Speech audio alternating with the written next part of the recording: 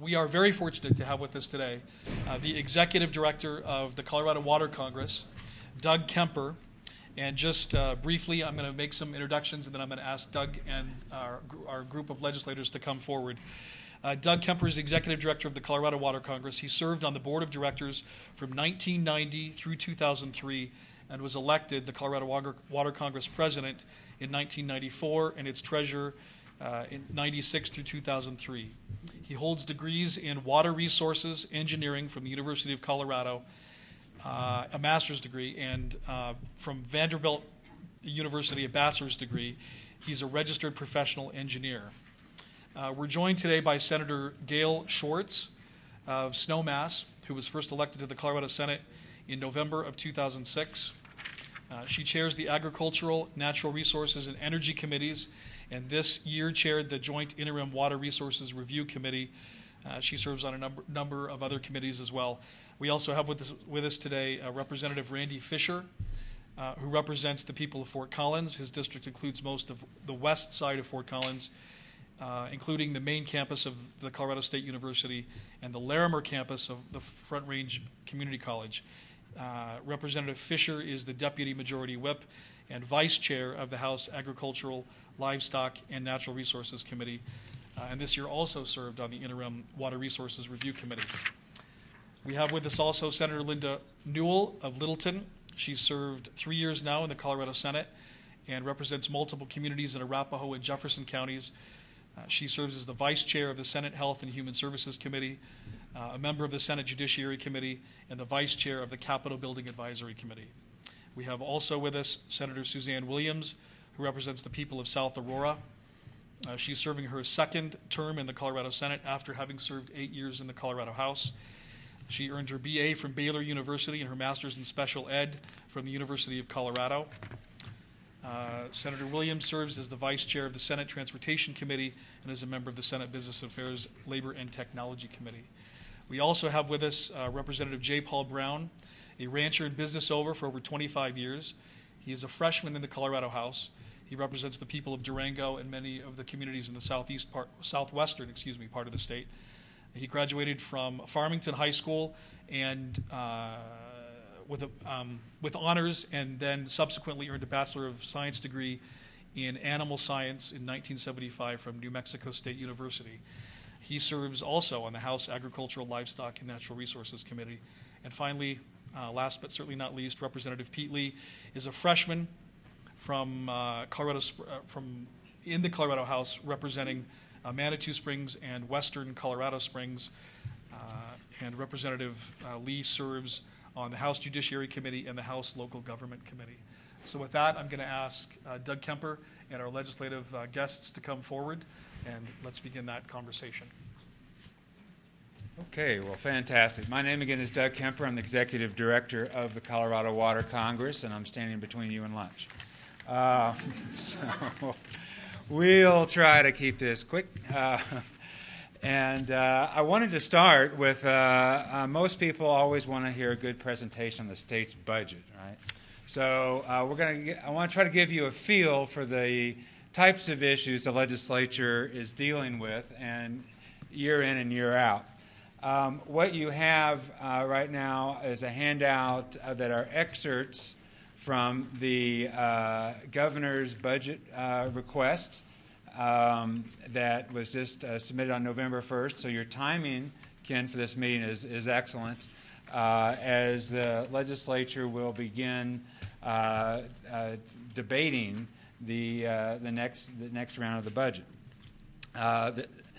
For those of you that don't know, the way the process works is that many people think that the governor just writes the budget and that's what happens. I don't think that's the way it works, is it? The governor submits a budget request, and that is considered and acted on by the Joint Budget Committee. And the Joint Budget Committee is made up of 6 members of the Colorado, 3 each from the House and the Senate. The majority party gets 2 representatives from that particular chamber, and the minority 1. And so right now they've got a 3-3 split between the Democrats and Republicans.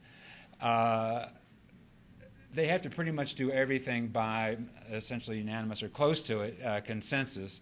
And once they've reached that point, it's very difficult for the legislators to take issue too much with what the Joint Budget Committee does. And Colorado is kind of unique amongst the other 50 United States in how we handle the budget process. So we have a very strong legislative process in setting and dealing with budgetary issues. They have, just like your personal budgets, they have, in balancing the budget, at the end of the day, they have to, end of each year, they have to have a balanced budget. That revenues must balance with expenditures, and they either, if they don't, they either have to increase revenue, decrease expenses, or pull from cash funds. That's pretty much it. There's not, they can't print their own money or give IOUs out to state employees or that kind of thing. That doesn't go over very well. So let's start with where does the state's revenue come from? So this, what is in the governor's budget request is roughly $20 billion. So if you want to know what does it cost each year to run your state government, it's about $20 billion. You have about 52,000 state employees that are on the state's payroll. If you look at the first sheet there, about 40% of the state's revenue comes from general fund, and that's income and sales taxes primarily. So 40% come in from there. Cash funds make up about 32% of the state's budget, so that's coming from things like wildlife hunting fees and other fees and so forth, cash funds. And we get about 28% of our funds come from the federal government. So the federal government is funding over a quarter of our state's budget right now. So that's kind of interesting. A lot of that is to do what? It's to carry out federally mandated programs. If you look at the next page, you begin to get a little more detail on how the state spends its money. And we'll look at the two different ways of looking at it. One is total funds, and the other one is general fund. If you look right now at what's proposed for the upcoming year, we have 97, if you look at K through 12 education, they're taking a $97 million hit from last year. If you look at higher education, they're taking a nearly $77 million hit. So when you're talking about, what can we do to get more money from the state budget, you need to recognize that, I think Sam would tell you that the Colorado Education Association has a fairly well respected lobby, I think, and you're going to have to deal with those issues. Here's a very strong involved group here that are looking at $80 million cuts. The DU Center for Economic Futures recently they've released a couple of reports, and one of them gets to the next point I'd like to make. If you look at Table 2 on the second page, and you look at K-12 education, healthcare policy and financing, read Medicaid, and corrections, if you total those two up, they currently take about 74% of the general fund is going towards those three areas of government. That is projected to grow over the next 15 years to something possibly over 100%. As those areas grow, we can that number, that 74, is going to rapidly grow to 90 and then continue on. If you look at the amount of money that is on the third page here on general fund expenditures, here again you look at K-12 education, health and human services, public safety, and higher education, and look at the percentage of the general fund that those areas are consuming in the state's budget, leaving 2.6% for other departments and 2.1% for just other general fund expenditures. So between that and the other things like Amendment 23, the legislature really has not a whole lot of flexibility in how they are dealing with their funds. If you look at the next page, it gives you some information there on how that the state's budget is divided amongst its various departments and so forth. And I will leave that for you to take a look through. But that's how the state is proposing to spend revenue in the next fiscal year, which starts in June. Drilling down into it, things a little more. We've talked a lot about where does, you talked a little bit, touched on this, on where does the state help contribute money to water infrastructure financing. And primarily that revenue comes from severance tax. Now you have two agencies that deal with water infrastructure, well, three, that deal with water infrastructure financing. One is the Colorado Water Resources and Power Development Authority, and it administers the state revolving loan fund, which are essentially federal funds. We had some state money that initially went to seed that, but they're a kind of semi-autonomous group that gets revenue come in from the federal budget, and that's allocated based on a formula allocated amongst the various states on a formula that was devised some 20, 25 years ago or more. We also have the Department of Local Affairs that provides funding for water infrastructure, primarily, again, drinking water and some wastewater. And those funds are initially derived in large measure from severance tax. Our other chief agency that deals primarily with raw water infrastructure, so the Water Resources and Power Development Authority is dealing mostly with treated water infrastructure. Our primary agency in the state government that deals with raw water financing is the Colorado Water Conservation Board, who is also our primary water policy group, along with the state legislature, in terms of working on policy. The last page here, so they have actually two loan funds. One is the construction loan fund, and then Ken's earlier outline, you saw him talk about federal mineral leasing. That's primarily oil and gas leasing on federal lands. The state gets a percentage of that. And we were not going to talk about that, but a portion of that revenue goes into the Colorado Water Conservation Board's construction fund, which is also used in part to finance the state staff. The other fund that they have is called the Perpetual Base Account.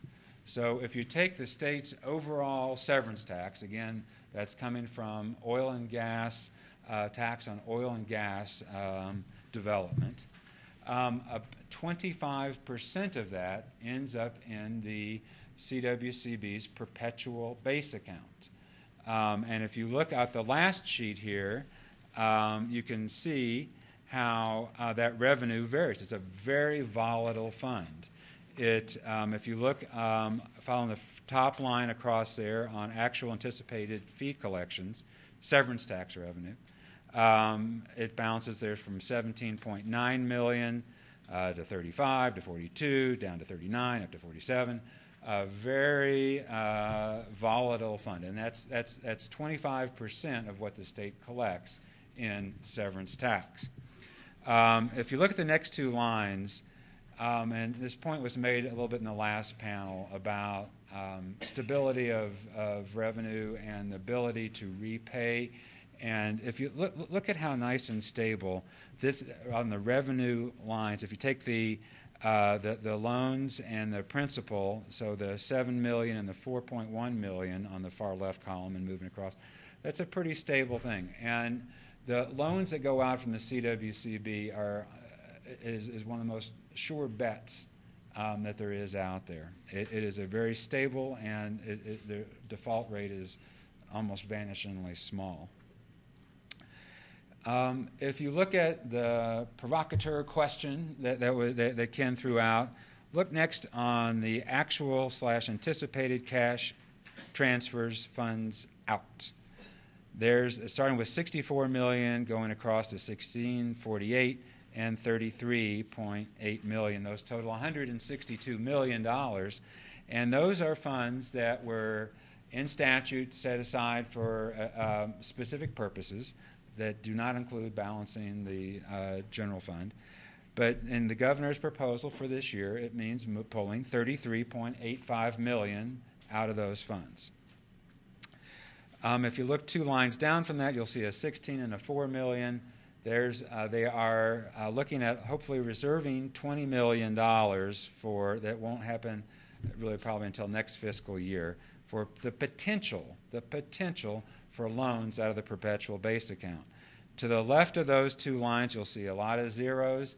It's because there haven't been any loans in the last couple of years out of perpetual base account because the funds haven't been there. If you look down one more on the available liquid fund balance prior to new requests, at the end of this year, the projection is, at the end of this fiscal year, that amount to drop to $83,358. That's on funds that typically are in the $4 to $22 million or so. Next year is going to be even worse, $15,000 left in those funds. So those are the ability of the state to loan for water infrastructure, as you can see from this, is pretty thin. You look out down the road, there's a $58 million line item out there in 2013 and 2014 in terms of potential money that could be there. Now, we're a long ways away from dealing with the state's budget in that year. But if you're to get involved in a discussion, it's perhaps how do you protect that number. You can forget about the 38 or the 33.85 million. That's you're probably not going to see that in play. So as we look at the state and you look at, well, can they, what's been the overall growth in these funds, in the revenue? They're expenditures rather. In comparison to last year's budget, the general fund is projected, in total funds, is expected to go up about 1.7%, and the general fund 3.2%. But in terms of revenue coming in, we're at 5% below the pre-recession levels of 2007 and 8.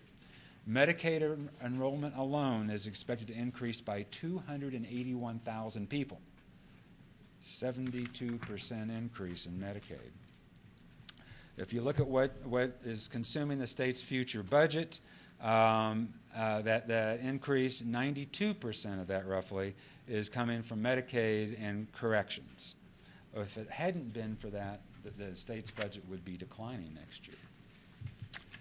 So that's kind of the stage and the kinds of issues that the legislature has to deal with and what the kind of thing that they have in front of them. So with that, perhaps we can get our panel a little more involved in thinking about and reacting to the information they had presented to them in the previous panel and or this. And should we just kind of maybe go, you want us to go down the line? How would you folks like to handle this? I'm Senator Gail Schwartz. I represent 11 counties of western and southern Colorado, primarily rural communities.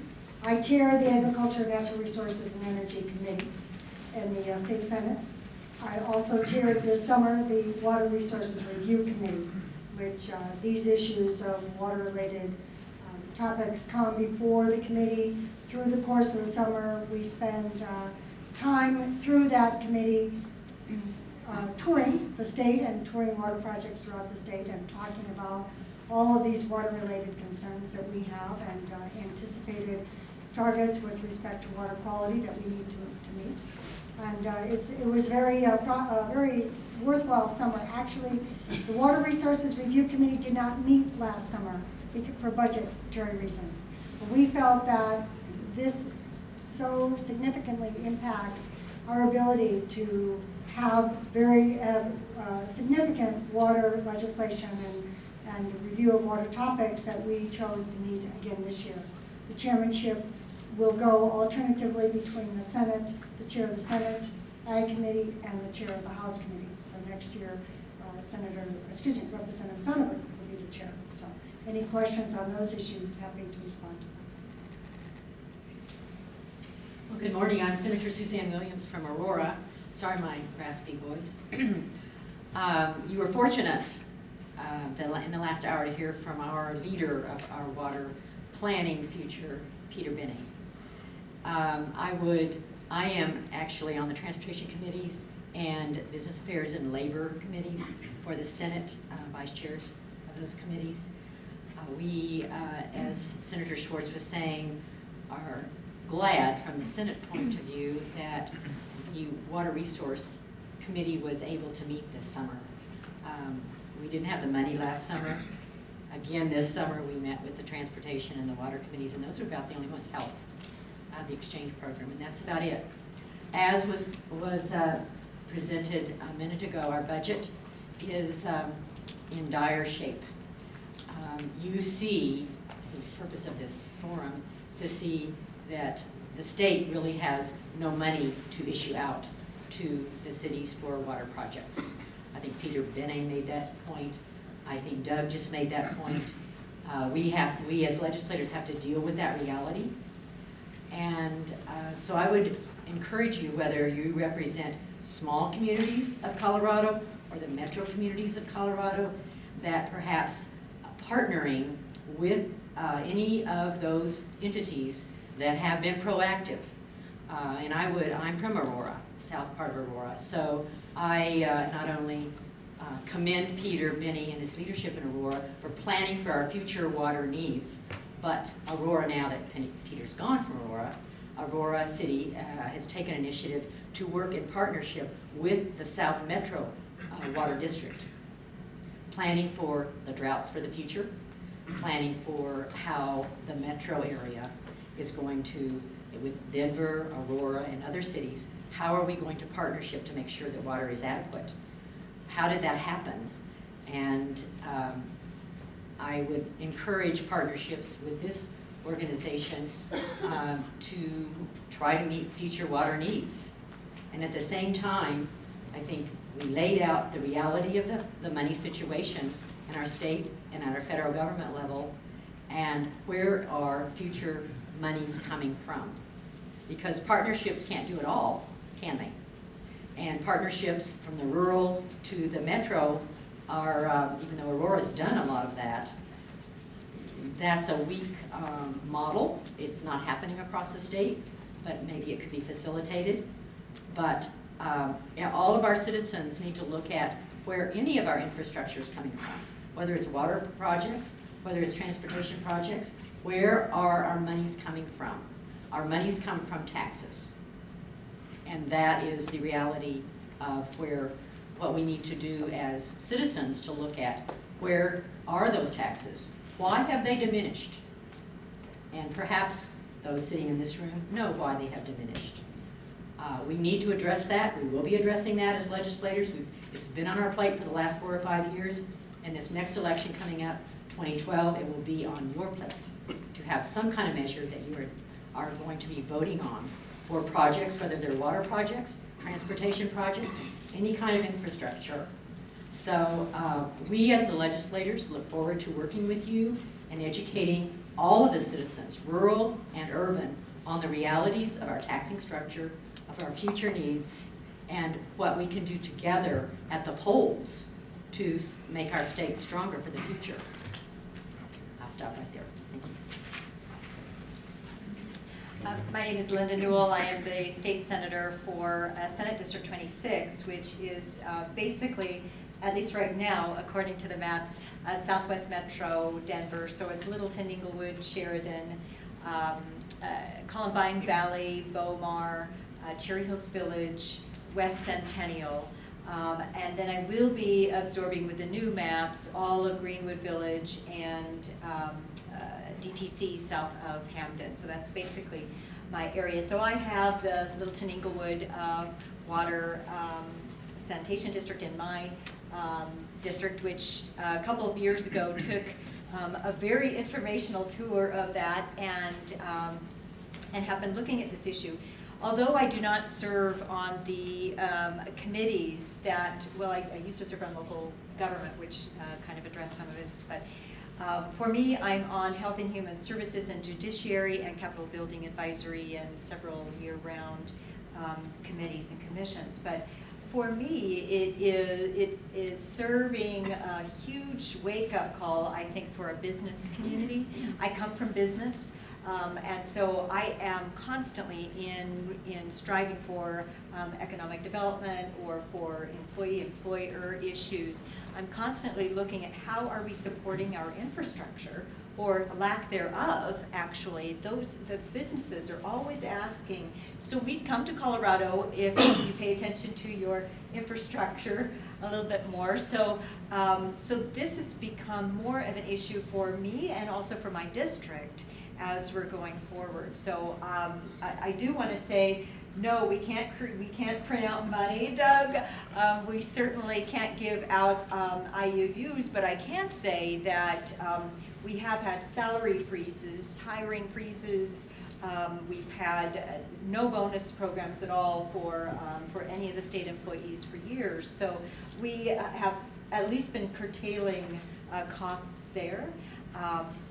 Can we do that forever? Well, not unless we don't want the quality candidate that we would attract with that. But the other I wanted to mention, because of my role being vice chair of HHS, when it's a recession like this, you see the services needs go up. Everybody in the room kind of freaked out when Doug was saying 281,000 more people on Medicaid. And that's because of the recession. So what happens is you have this counter-cyclical thing. People who aren't involved in that think, well, just get rid of that. Well, how do you do that? Some people in this room might even be on Medicaid right now. So, so that is what we're going to be struggling with one more time, and again, year after year, is how do we look short-term versus long-term? I'm thinking, how do we save lives? Because some of the decisions we're going to be making this year, people will die. People will die because of some of the decisions that we're making this year in our budget. But if we don't take care of these kinds of issues long term, then we are also looking at huge costs, human costs, later on. So I look at the country of Japan with 50-year visions and missions, and here we are struggling to just get by one fiscal year. So I think it's so incredibly important that you all, being the experts, are here brainstorming, and I am looking for that that guidance when we're coming to long-term, short-term visions. And I'm just so grateful. Thank you so much for coming together with this kind of collaboration. Hello, everyone. I'm Randy Fisher. As Ken represented, I do represent that House District 53, which is the west side of Fort Collins, and I'm proud to represent Colorado State University there. I think Ken was using a somewhat outdated bio from me. I'm not the deputy majority whip this year, but I am the ranking member of the House Agriculture Committee. I also serve on the Transportation Committee, and of course, both of those committees are integral to trying to address our infrastructure needs on both the water and the transportation side.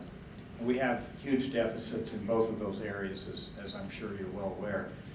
But one thing I wanted to just mention to basically as Doug gave you a good overview of the budget, the state budget in general.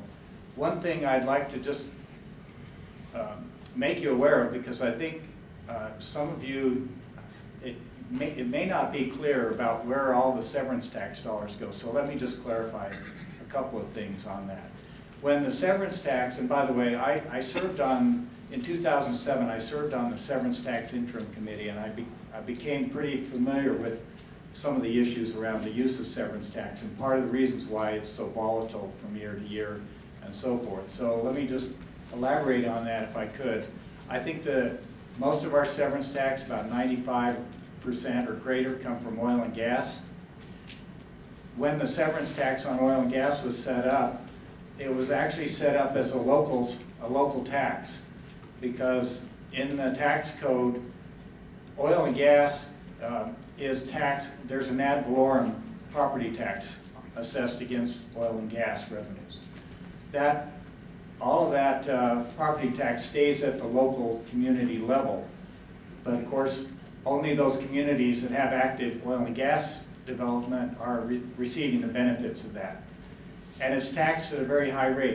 It's the highest property tax rate that we have in the state. It's taxed, the tax factor on the ad valorem tax is 87.5%, or 0.875. So that's a very high rate of taxation. So to compensate for that, when they wrote the severance tax law, they gave the producers of oil and gas an 87.5% tax credit against their severance tax liabilities that go to the state level. So right off the bat, a great deal of our severance tax revenues that would be coming into the state are really, the liabilities are credited, or they have this offset that can be applied to those liabilities. And because the local property ad valorem tax is based on property valuations, and those are done every 2 years, the severance tax that the state collects goes up and down like a yo-yo because of the reevaluation of the value. Energy prices in general are volatile, so the value of those resources goes up and down on a biannual basis. So it's very difficult to plan on having a steady stream of severance tax revenues, and one of the things that makes it problematic for us to use severance tax as a funding source for big long-term projects is the fact that it's so volatile.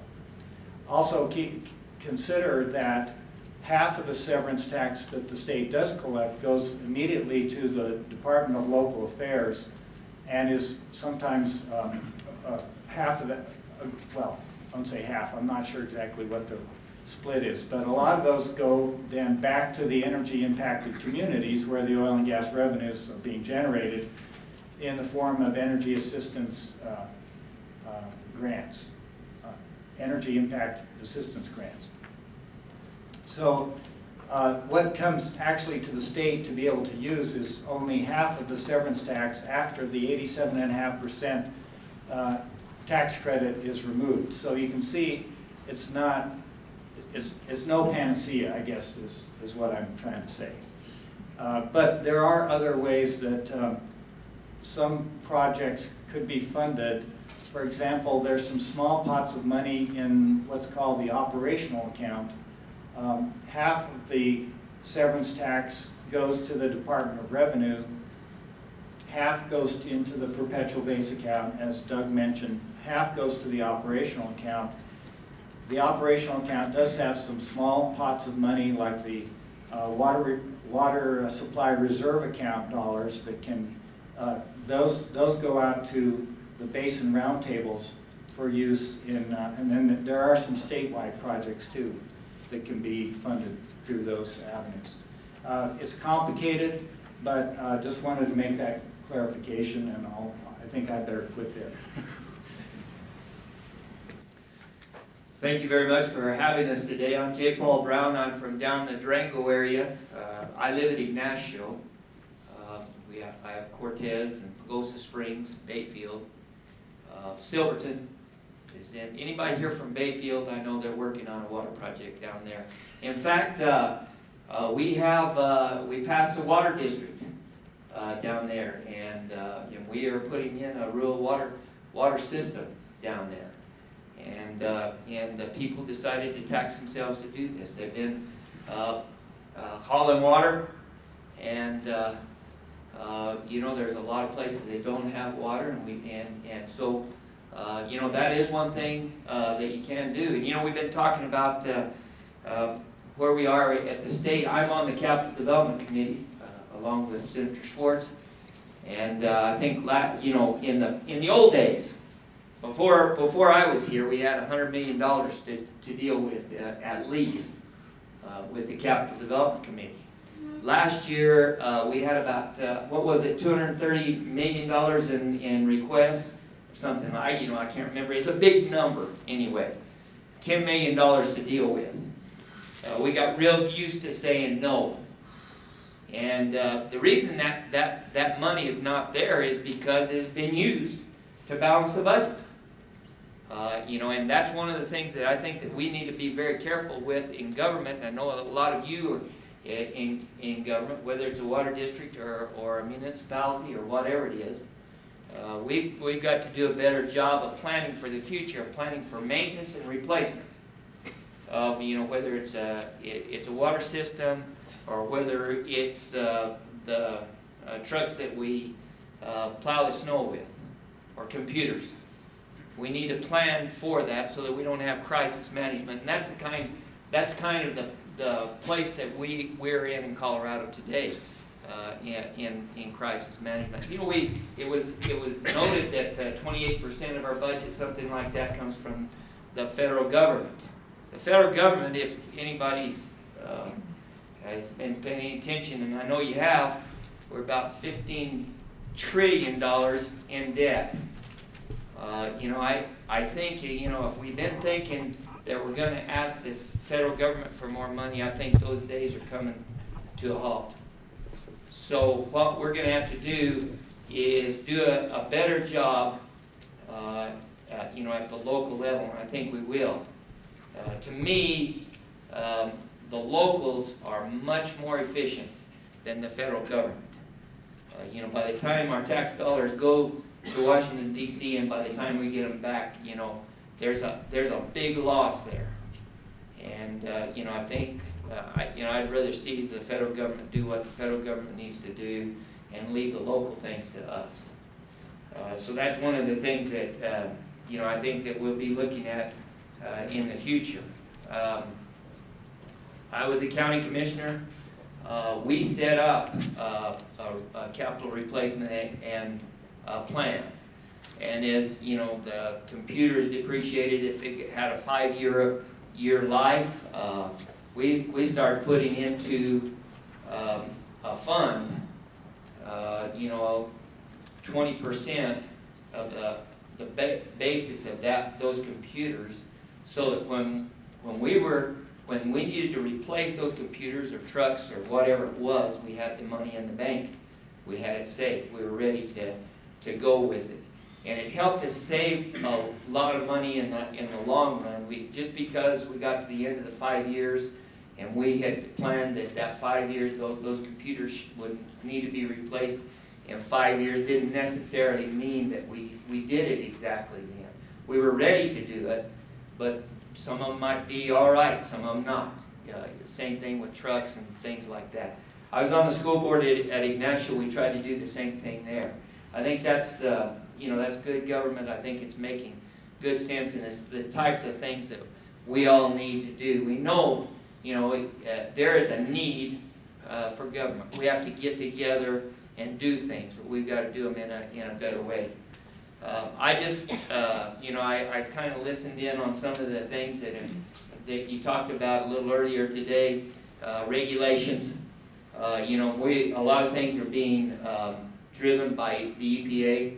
I think groups like this, we need to bond with other groups. And, you know, if there's some regulation that just flat doesn't make sense, I think we need to get together and say, hey, federal government, this doesn't make sense. And it costs us a lot of money, and yeah, we've got to protect things, but we've got to do it in a common sense way. And we've got to use science behind it and I know that you guys do that. just like to say that, times are kind of tough, but where there's a will, there's a way. And roll up your sleeves. You need a water project, you can get it done. Just get after it. Thanks. Again, thanks to the contractors for putting this event together. My name is Pete Lee. I'm the representative from Colorado Springs, Central Colorado Springs.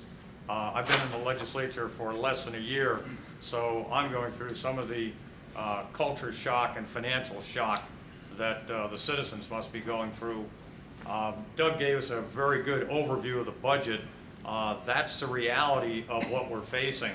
Our general fund is around $7 billion next year that we will spend. In 2001, Colorado's general fund expenditure was around $7 billion. Colorado is unique among states in having a tax scheme dominated by Tabor and Gallagher and Amendment 23 and some other measures which absolutely, in my view, hamstring the ability of the state to keep up with its needs. In 2001, when we were spending $7 billion, we had 4 million people in the state. Now we have over 5 million people in the state, and we're spending the same amount. We had a lot fewer people on Medicare. We had about 570,000 students in our K through 12. Right now, we have 800,000 students in K through 12. I don't know the price of gas back then, but it's a lot higher now than it was then. So everything has gone up except the revenues of the state. Well, that's the reality of what we're facing. So we in the legislature, with the same money that we had a decade ago, have to pay these higher expenses. Plus we have to make, quite frankly, priority choices between, are we going to fund our education, K through 12, or are we going to fund Medicare if we don't, or Medicaid? If we don't fund Medicaid, then we lose matching funds from the federal government. Do we fund water projects? Do we fund infrastructure? But these are the choices that we as a state have to make. So we are only your representatives. These are your choices. When you elect people to the legislature, they should understand what your priorities are. And if you feel that the revenues are insufficient to educate, to pay for infrastructure, you need to tell your legislators that. So that's really the message I bring to you. We absolutely have to invest in infrastructure. We have to invest in water. These are the lifeblood of communities. This is what our grandparents left to us, and this is what we need to leave to our children and our legacy. We can't leave this state less good than it was when we got it. But that's what we're doing, ladies and gentlemen, under our present tax scheme. Thank you. Thank you. We've got a few minutes, and you've got a fairly unique opportunity here at having 6 legislators, 6% of our legislative body here today, and questions for them. Yes. If we're talking about severance tax being the real revenue generator for water projects because it's going to the Energy and Mineral Impact Assistance Grant Fund, that seems to, even in this, whatever we call this, call to question, that's been taken away from the assistance process and turned into paying for other things within the state budget. My question is, if we're in a general boom time with oil and gas right now, why are we not seeing an increase in these funds? And why are we not able to get at least some of that money back into energy and mineral impact assistance so that we can recreate these programs that have been destroyed basically in the last year or two? Interestingly, I did chair that interim process when it, looking at the distribution of severance tax and federal mineral lease royalties in the state of Colorado and the state budget. So we put into place a schematic for the distribution of those revenues as they came in. And it was intended that those revenues would come in, one, to mitigate local impacts, but also to assist the state in developing infrastructure and the state to address other priorities. So the dollars that are collected from the severance and the FML process, they are not strictly dedicated to those to solving local problems. So it is a broader scheme. But also in that process, we found that Colorado has about half of the severance tax rate that, for example, our neighbors Wyoming and New Mexico have. And then we have about a third of the tax rate that Montana has.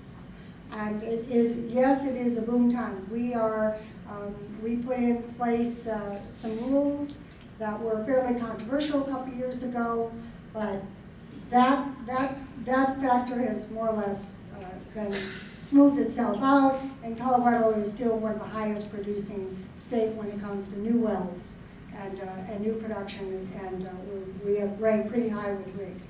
Hats off to the industry.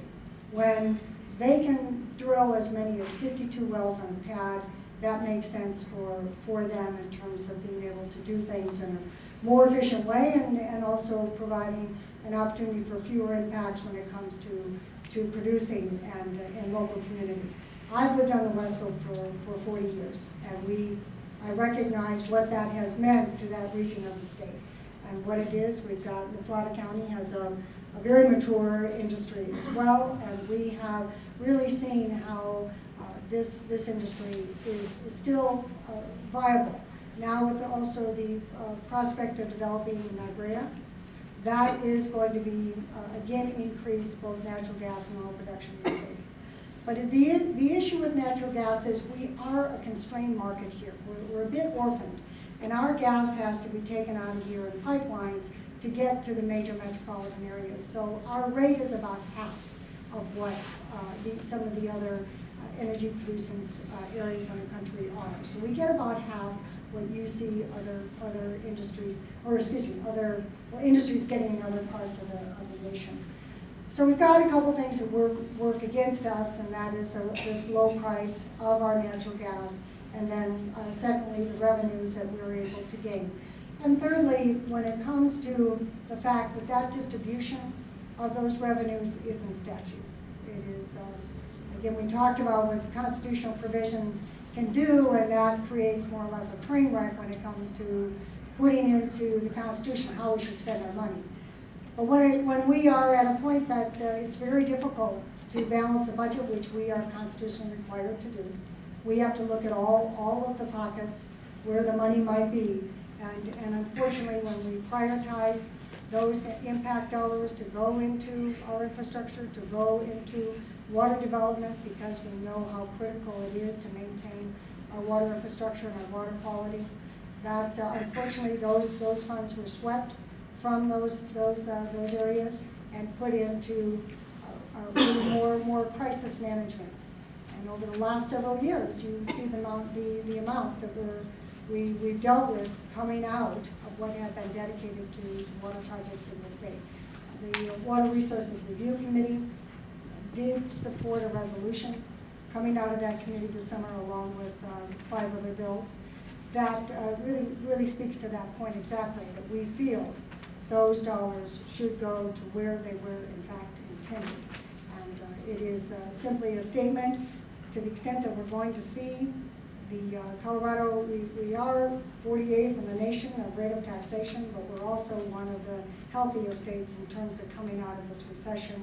Our unemployment rate is about a percentage below the national rate, so I think that we have a good story to tell, but it's not going to translate itself into revenues to the state for a while, and then with this structural deficiency that I hope you will take time to look at, the Economic Future Study, will only predicts that we are going to be stuck in this cycle until we can, and more or less, the taxpayers in the state decide that revenues dedicated to certain opportunities will in fact be worth gaining their support. Any other comments on the sevens? Thank you. I come from an area down, in the San Juan Basin where we've had a lot of, especially methane gas production, and in the past, the area down there has been the recipient of a lot of this energy impact money. It has gone back to the areas. That's what it was designed to do, is go back to the areas where the impacts were. That's why it's called what it is. I will run a bill this year. Probably won't go very far, but I'm going to run a bill that says it's supposed to do that. That's where the money's supposed to go. I understand the crunch that we're in the state, and I noticed in the governor's budget, he has set aside some of that money to go back to the local areas that are impacted. And we're just going to have to try to work through this thing. I think sometimes we spend money where we shouldn't, and start projects that we shouldn't have, and then it's really hard to jerk those back when you don't have the money. And that's kind of what's happened in our area and over in the Grand Junction area. It's not a boom right now. I mean, there's a lot of people out of work. I've got a lot of friends and companies that have moved to North Dakota, to Texas, places like that, or they're a little more friendly the gas prices are the same there as they are here. And so those are kind of things, on regulations. I think we need to be very careful that we don't run people out of the state. The Niobrara, I hope I'm pronouncing that right, oil field, and I went up to Longmont last night, and I saw 3 or 4 drilling rigs up that way. It's going to be huge here. There should be some increase because of that. But we have to be careful of our regulations, and our local governments. There's a little conflict between the local, what the locals can, what they need to take care of, and then what this state needs to regulate. That's something that we're probably going to have to look at in the legislature, just because we've got to, we've got to delineate where that line is and who regulates what. I think that's something that's going to have to be looked at, and then we've got the federal government on top of that. But I think that the Niobrara, once it gets started, I think that'll be a huge thing for Colorado, and will be a huge thing for the economy, and will help to dig us out of the hole that we are in. Well, I just wanted to applaud you all for coming together in an organization like WIN Colorado. I think that's one of the ways that you are going to be able to change the priorities. So get organized, make your voices heard. We do listen at the legislature. The choices will be tough, but we do listen, and you can't have an influence on the outcome of the process at the state level. So be assured of that.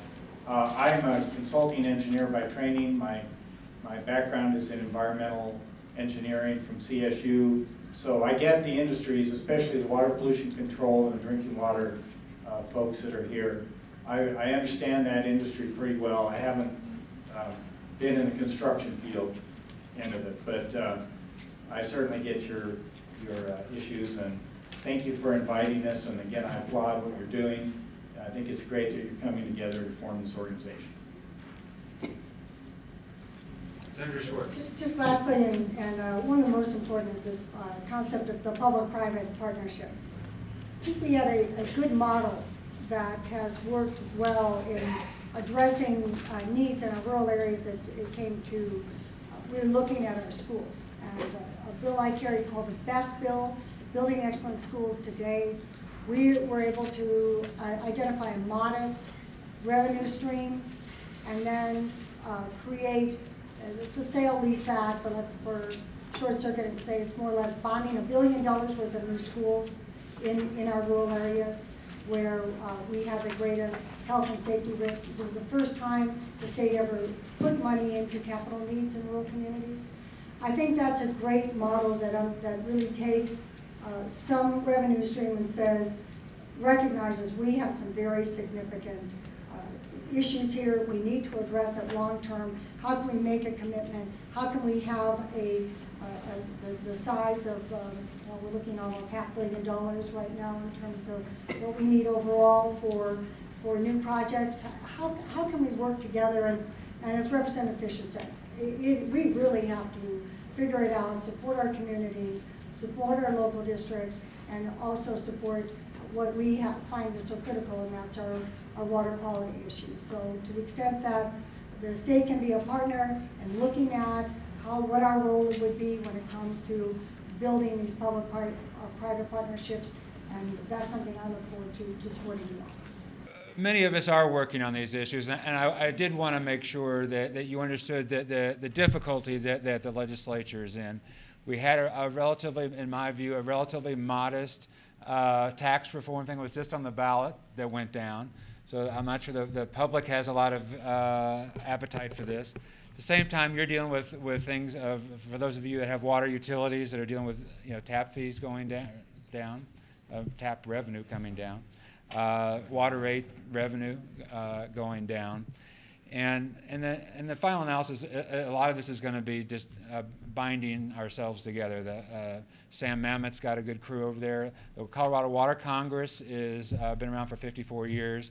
We're extremely engaged with the legislature on these issues. Ken's over there as well. So I think we're in an area of uncharted waters, and on government on almost every level.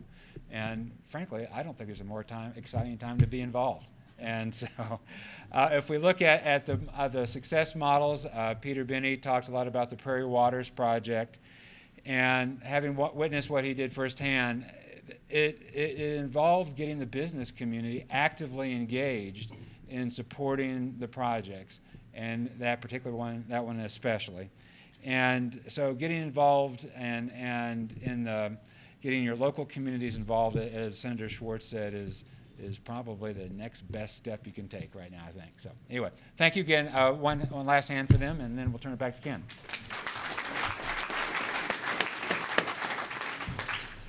In view of some of what we heard both from legislators and from the Colorado Water Congress Executive Director, Doug Kemper, I'd like Kevin to come up and just offer a little bit of his insight in reaction to some of what we heard earlier.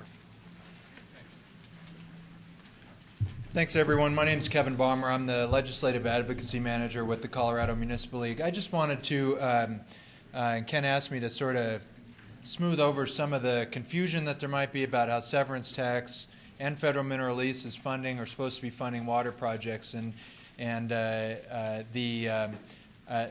each of the legislators got it right. There's one key component that I think has really wasn't talked about enough, and that's the fact that as far as the severance tax that goes through DOLA to the Energy Impact Assistance Fund, which is half of the overall severance tax, and then 70% of that half goes to the impact fund. All of that for basically the last 3 years, and parts of it for a couple of years before that, has been backfilling the state general fund.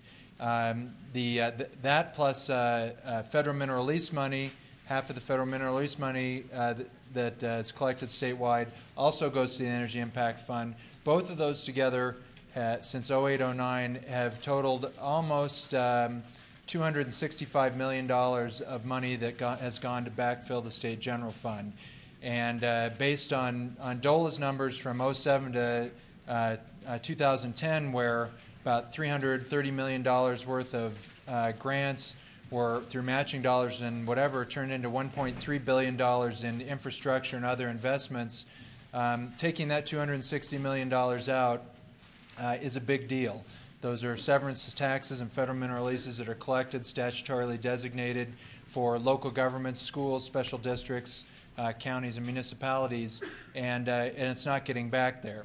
It's not necessarily the General Assembly's fault. You heard about the increased costs through because of Medicaid and obviously the painful cuts that they've had to make in what discretionary funds that are left, schools and K through 12 and higher ed. But the fact remains is that those dollars being transferred out hurts the ability of infrastructure to be built. Some of which, a good chunk of which over that period of time has been water and wastewater infrastructure.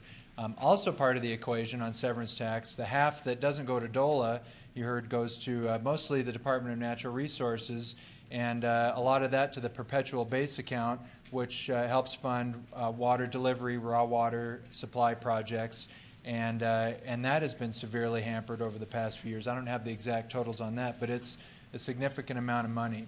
Now, in the governor's proposal this year going forward, there is a proposal for another $30 million out of local government severance tax, which if you believe DOLA's matching numbers, and we do, it translates to about $120 million investment impact in Colorado. $30 million should be transferred to the general fund, leaving $10 million behind. So there's some good news there, and I want to accentuate the positive. If that holds up, there'll be $10 million to help DOLA restart the grant program and hopefully get some things done. It's not much, but it's a start. Also part of the governor's proposal is another $33.9 million out of the perpetual base account to go back into the state general fund. If that were to pass as is, and I doubt it will because the Joint Budget Committee will get its hands on it and the budget will look probably different in April, but if that all passes as is, it would take the total transfer from local governments to backfill the state general fund to almost $300 million. And that's a big chunk of change. The other key component of the governor's budget proposal, and for those of you who are political wonks, this is where it will really get interesting.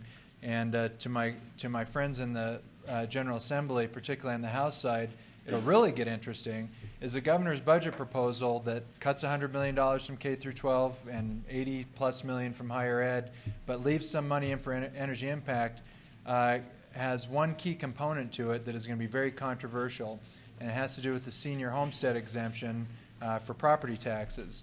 The way that the law is set up right now, that exemption, which has been held at 0% for a while, will go back to 3%, barring legislation to keep it at 0%.